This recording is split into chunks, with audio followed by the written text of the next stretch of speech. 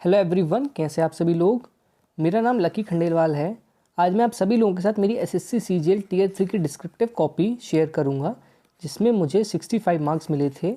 ये काफ़ी हेल्पफुल होगी उन एस्पिरेंट्स के लिए जिनका भी एसएससी सीएचएसएल टीयर 2 का एग्ज़ाम है 14 फरवरी को। अगर हम देखें तो ये होता है आपका मतलब जो भी आपको एसएससी का एग्ज़ाम होता है उसमें जो फ्रंट पेज होता है ये होती है आपको बुकलेट ऐसी कुछ मिलती है, जिसमें ये होता है बुकलेट का नंबर। अब जो इसमें सबसे आपको इम्पॉर्टेंट चीज़ ध्यान रखनी है, चाहे आप कितना ही अच्छा ऐसे या लेटर लिख के आ जाएं, लेकिन आपको मार्क्स तभी मिलेंगे जब आपने ये पहले की 3 एंट्री अच्छे से फिल करी होंगी, अदरवाइज़ आपको 0 नंबर मिलेंगे। तो जो सबसे इम्पॉर्टेंट चीज़ आपको याद रखनी है वो है कि यहाँ पे आपको आपका रोल नंबर डालना है। ये यहाँ पे आपका रोल नंबर का आता है ऑप्शन। रोल नंबर आपने यहाँ पे एंटर किया, उसके बाद आपको यहाँ पर आपका सिग्नेचर डालना है और यहाँ पे डालना है लेफ़्ट थंब इम्प्रेशन और ये लैंग्वेज। मतलब ये 4 चीज़ें ऐसी हैं जो कि आपको सिर्फ अपने फ्रंट जो आपको शीट मिलेगी उसमें फिल करना है। ठीक है, पहला क्या हुआ आपका roll number, signature, left thumb impression और लैंग्वेज। इन 4 चीज़ों के अलावा इस फ्रंट शीट पर आपको कुछ भी नहीं करना है। ये चीज़ का बहुत ध्यान रखेंगे और कोशिश करें कि यहाँ पे जो इम्प्रेशन है ये एक बार में आ जाए, और सिग्नेचर आपको एग्जैक्ट वही करना है जो आपको एडमिशन सर्टिफिकेट में दिखाया जाएगा। मतलब जब आपने एग्ज़ाम का फॉर्म भरा था उस टाइम पर आपने जो सिग्नेचर करा था वही आपको यहाँ पर रेप्लिकेट करना है। अब जैसे कि आप देखें कि मुझे ऐसे में 33 मार्क्स मिले थे और लेटर में 32 मार्क्स मिले थे। तो ये एक काफ़ी कॉमन चीज़ होती है कि जितने मार्क्स आपके ऐसे के होते हैं लेटर के मार्क्स भी उसके आसपास ही होते हैं। तो आप कोशिश करें कि जो सबसे ज़्यादा ध्यान होगा आपका वो पहली वाली चीज़ पर होगा, क्योंकि फर्स्ट इंप्रेशन काफ़ी इंपॉर्टेंट होता है। और इसमें अगर आप देखें कि यहाँ पे NE एड्रेस वगैरह ऐसा कुछ लिखा हुआ है, तो मतलब मुझे UFM एड्रेस मिलना था, जो कि मैं आपको आगे बताऊँगा क्यों मिलना था। लेकिन वो जो ट्विटर कैंपेन हुआ था उसके चक्कर में मैं UFM से बच गया। ठीक है, नेक्स्ट अगर हम देखें तो उसके बाद ही आपको एक सेकंड पेज होता है जिस पे आपको कुछ भी नहीं लिखना है। अब अगर आप ध्यान रखने वाली चीज़ हो कि जैसे एग्ज़ाम में आपको पेंसिल ले जाना अलाउड होता है, आप पेंसिल लेके जा सकते हैं, इरेज़र लेके जा सकते हैं, लेकिन आप कोशिश ये करेंगे कि आप जो आपकी एग्ज़ामिनेशन की ये कॉपी होगी इसमें आपको कुछ भी नहीं लिखना है। आप कोशिश करें कि जो आपका एडमिट कार्ड होगा उसमें आप अपना रफ वर्क करें, आप उसमें पेंसिल से लिखें और बाद में इरेज़र से उसको रब कर लें। ठीक है, नेक्स्ट अगर आप देखते हैं कि जो 2018 के सीजीएल में टॉपिक था वो था important of education in present time.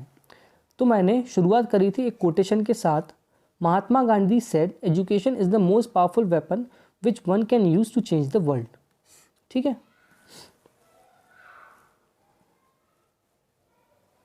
मैंने लिखा Mahatma Gandhi said education is the most powerful weapon which one can use to change the world. ये थी मेरी स्टार्टिंग। फिर मैंने लिखा right from the childhood the role played by education is very important as it's impart an individual with both knowledge and moral values. अब अगर आप इसमें देखते हैं कि मेरी जो राइटिंग है वो काफ़ी पैथेटिक है, लेकिन आप कोशिश करें कि आप अपने ऐसे या लेटर को अच्छी राइटिंग में लिख पाएँ, क्योंकि अब जैसे आपने देखिए कि यहाँ पे चेंज के नीचे अंडरलाइन किया हुआ है, यहाँ पे चेंज के नीचे है अंडरलाइन, द के नीचे है अंडरलाइन, रोल के नीचे है अंडरलाइन। तो आप कोशिश करें कि ये वाली जो है मिस्टेक्स इनको आप अवॉइड करें। नेक्स्ट मैंने लिखा कि these moral values play a very crucial role for growth. These moral values play a very crucial role for the growth and development of any individual, as if roots are strong then the growth of the children will always be in the right direction। तो इसमें मैंने बताया कि जो आपकी education की roots होती हैं उनका इम्पॉर्टेंट होना काफ़ी ज़रूरी है, क्योंकि वो एक बहुत ही क्रूशियल रोल प्ले करेंगी for the growth and development of any individual. ठीक है, नेक्स्ट हमने देखा the role played by education in modern time is very crucial as people who are educated can take full benefits of the scheme। इसमें मैंने ये बताया है कि अगर आप एजुकेटेड हैं तो जो सरकारी स्कीम्स होती हैं उनका आप काफ़ी अच्छे से बेनिफिट ले सकते हैं।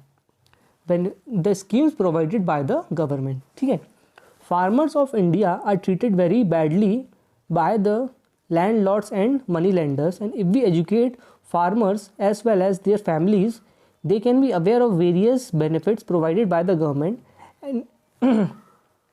and can avail various services which they are deprived of।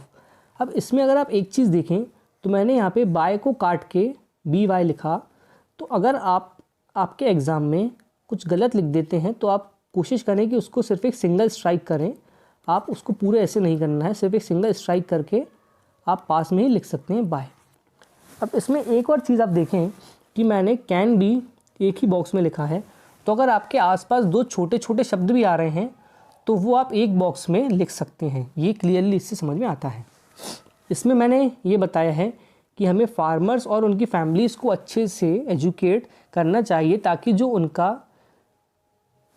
जो स्कीम्स होती हैं गवर्नमेंट की और जो लैंडलॉर्ड्स उनको बैडली ट्रीट करते हैं वो ना हो और वो स्कीम्स का अच्छे से बेनिफिट ले सकें। नेक्स्ट मैंने लिखा है कि education doesn't always start from the school, मतलब जो एजुकेशन होती है वो सिर्फ स्कूल से ही शुरू नहीं होती है, बल्कि parents are the first teacher, है ना, and hence their role is very crucial. तो पेरेंट्स जो होते हैं वो फर्स्ट टीचर होते हैं और उनका रोल काफ़ी क्रूशल होता है। The government of India has started various programs to encourage, मतलब अभी तक आप अगर देखें तो ऐसे में मैंने फार्मर्स को मेंशन करा है, मैंने रोल ऑफ पेरेंट्स मेंशन करा है, मैंने स्कूल के बारे में लिखा है, और नेक्स्ट हम देखते हैं कि जो सरकार है वो कौन से ऐसे प्रोग्राम्स लेके आ रही है जिनसे हम बच्चों को एनकरेज करते हैं। तो उसमें लिखा है has started various programs to encourage children to enrol in school and get education, free books, uniforms as well as lunch is also provided in the school. तो इसमें मैंने ये मेंशन किया है कि जो सरकार के प्लस पॉइंट्स हैं, मतलब सरकार क्या क्या प्रोवाइड करती है, free books, uniforms as well as lunch is also provided in school. Government also needs to set up various organisation in which elderly people who are willing to get education. मतलब ये कि काफ़ी एक important चीज़ मैंने लिखी कि जो elderly people हैं, मतलब जैसे ये सब जो स्कीम्स हैं आपकी ये तो हैं बच्चों के लिए, लेकिन जो एल्डरली पीपल हैं वो अगर एजुकेशन लेना चाहते हैं तो उनके लिए भी सरकार को अलग से इंस्टीट्यूशंस बनाने चाहिए। Who are present within their goal and can live, मतलब जो एल्डरली पीपल हैं वो एजुकेशन लें and can live a respectable and prestigious life. Next मैंने लिखा है कि education also help in removal of illiteracy and poverty, as a person who is educated can find one or the other job and can make his boats and meet। अब इसमें अगर आप देखें कि मैंने ये लिखा है कि एजुकेशन एक बहुत ही इंपॉर्टेंट रोल प्ले करती है, क्योंकि अगर एक पर्सन एजुकेटेड है तो वो कुछ भी जॉब कर सकता है और अपने and he can make his both ends meet. अब ये जो ऐसे और जो लेटर में आप ईडियम्स यूज़ करते हैं ये आपके इंग्लिश वोकैबुलरी से डेवलप होंगे, तो आप कोशिश करें कि इंग्लिश वोकैबुलरी भी आपकी काफ़ी अच्छी हो। Not only government but also the local bodies as well as various NGOs need to work together. अब इसमें अगर आप देखें तो मैंने ये यहाँ पर एक ग्रामेटिकल मिस्टेक कर दी, not only government but the local bodies, जबकि यहाँ पे आना चाहिए था बट ऑल्सो। तो आप कोशिश करें कि ऐसी मिस्टेक्स को अवॉइड करें, क्योंकि अभी तो शायद ये एग्जामिनर की नज़र में आई हो ना आई हो, लेकिन आप कोशिश करें कि ऐसी मिस्टेक्स को आप अवॉइड करें। Not only government but the local bodies as well as various NGOs need to work together towards imparting of education and moral values in the poor and deprived people and letting them know about various importance of education। अब अगर आप देखें तो ending मेरी कुछ ठीक नहीं थी, लेकिन फिर भी मुझे ऐसे में 33 मार्क्स मिले। तो आप कोशिश करें कि जो कंटेंट है आपका वो शुरू से ही काफ़ी अच्छा हो, ताकि जो एग्ज़ामिनर है उस पर आपका काफ़ी अच्छा इम्प्रेशन हो सके।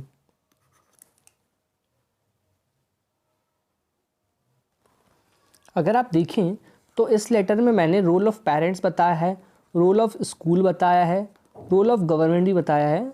तो सारे एस्पेक्ट्स आप कोशिश करें कि जितने कम वर्ड्स में जितनी ज़्यादा चीज़ें आप कवर कर सकते हैं वो करें। और साथ में मैंने एंड में वर्ड काउंट भी मेजर करा है, जो कि आपका 275 वर्ड्स। तो इसमें आपको 10% का मार्जिन दिया जाता है। जैसे अगर आपकी वर्ड लिमिट 250 है तो आप 225 से लेके 275 वर्ड तक लिख सकते हैं।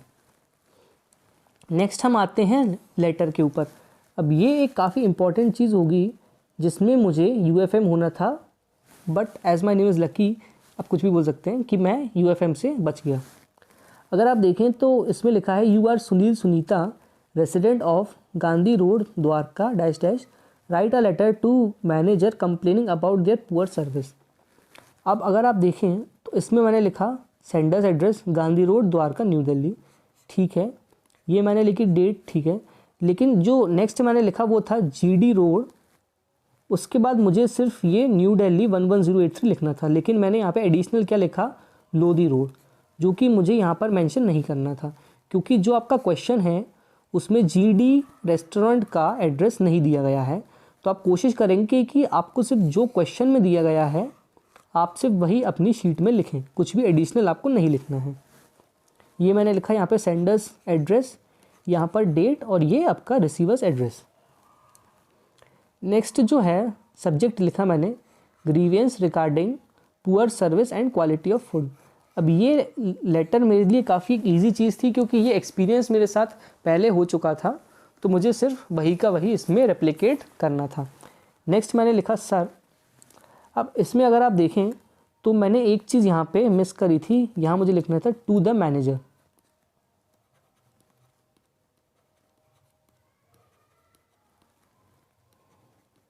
यहाँ पे लिखना था टू द मैनेजर। अब हम देखते हैं नेक्स्ट मैंने क्या लिखा था, I regret to inform you that I visited your restaurant. अब यहाँ पे मैंने बीच में लिखा रेस्टोरेंट को कैपिटल, जो कि मुझे नहीं करना था, सर्कल हुआ, इसके पक्का कुछ ना कुछ मार्क्स कटे होंगे। On 25 December on the occasion of my birthday. अब इसमें अगर आप देखें बर्थडे के नीचे है डैश, मतलब बी क्लियरली विजिबल नहीं था, बी मुझे ऐसा बनाना था। On my birthday with few of my friends, ठीक है। The birthday was suppose to be an exciting and thrilling affair, मतलब इसमें मैंने लिखा कि जो बर्थडे पार्टी थी वो एक अच्छा इवेंट होना था, but all thanks to the poor service provided by your staff members who ruined my birthday party. अब इसमें एक मैंने सरकास्टिक टोन में लिखा कि all thanks to your staff, कि मेरी जो बर्थडे पार्टी थी वो पूरी तरीके से आपकी जो पुअर सर्विस थी उस कारण ख़राब हो गई। The service was very poor that it took them more than 1 hour to deliver the food. इसमें मैंने लिखा है कि जो सर्विस थी आपकी वो इतनी पुअर थी कि खाना सर्व करने में 1 घंटे से ज़्यादा का समय लगा, and very poor as there was a strand of hair in one of my food. अब ऐसे मैंने लिखा कि जो मेरा एक फ्रेंड था उसकी चपाती में एक बाल था, तो and was not even cooked properly. Next मैंने लिखा है कि जो खाना था वो was not even cooked properly. अब यहाँ पे मैंने पहले लिख दिया था अनकुकड, जिसमें मैंने अन को काट के नॉट इवन कुकड प्रॉपरली लिखा। अब कंप्लेन फॉर, अब इसमें आप देखें कि कंप्लेन को उन्होंने सर्कल किया हुआ है, जिसमें होना चाहिए था कंप्लेंट, उसमें टी भी आना था। A complain for which has been registered by me in the food department. अब नेक्स्ट मैंने लिखा कि इसके रिगार्डिंग एक कंप्लेन मैंने फूड डिपार्टमेंट में रजिस्टर करवाई हुई है, तो आपसे निवेदन है कि kindly cooperate with the investigation team. अब ये वाली जो आखिरी लाइन थी इसका डेफिनेटली काफ़ी अच्छा इम्पैक्ट रहा होगा, क्योंकि इसमें मैंने लिखा है कि जो पुअर सर्विस थी आपकी उसके रिगार्डिंग मैंने कंप्लेन करवाई है और आप इन्वेस्टिगेशन टीम के साथ कोऑपरेट करें। Thanking you yours truly. अब इसमें आपको नेक्स्ट इंपॉर्टेंट चीज़ क्या ध्यान रखना है कि यहाँ पे आप खुद का नाम कभी नहीं लिखेंगे, यहाँ पे आपको जो फ्रंट पेज पे नाम दिया होगा वही आपको यहाँ पे लिखना है। नेक्स्ट मैंने एनक्लोजर में लिखा है xerox copy of the complain and pictures of the food. मतलब इसमें मैंने लिखा है कि जो आपकी कंप्लेन की कॉपी मैंने इस लेटर के साथ अटैच की है, और पिक्चर्स ऑफ द फूड मतलब जो खाना आपने बेकार परोसा था उसकी पिक्चर्स भी अटैच की हैं। आई होप ये दोनों ऐसे और लेटर आपके लिए काफ़ी हेल्पफुल होंगे, इससे काफ़ी चीज़ें आपको सीखने को मिली होंगी। ठीक है, सबसे पहले अगर हम देखें तो फ्रंट पेज पे आपको ध्यान रखना है कि यहाँ पे आपका रोल नंबर अच्छे से लिखेंगे, सिग्नेचर करेंगे, लेफ़्ट थंब इम्प्रेशन लगाएंगे और उसी के साथ अपनी लैंग्वेज को मेंशन करेंगे। उसी के साथ आप कोशिश करें कि सेकंड पेज पर आपको कुछ भी नहीं लिखना है। अगर आपको रफ वर्क करना है तो वो आप आपके एडमिट कार्ड पर कर सकते हैं। और आप ध्यान रखें कि पेंसिल और रबर एग्ज़ाम हॉल में डेफिनेटली लेके जाएं। उसी के साथ आपको आपकी स्पेलिंग मिस्टेक्स का बहुत ध्यान रखना है। कोशिश करें कि अगर आपको कोई ऐसे मिला है तो उसमें आप ज़रूर एक ना एक कोई भी फेमस कोट मेंशन करें। आई होप अगर ये वीडियो आपको अच्छा लगा हो, हेल्पफुल हो, तो प्लीज़ लाइक करें, कमेंट करें, और इसके अलावा कुछ भी डाउट है तो आप नीचे कमेंट कर सकते हैं। And please subscribe to this channel. Thank you very much.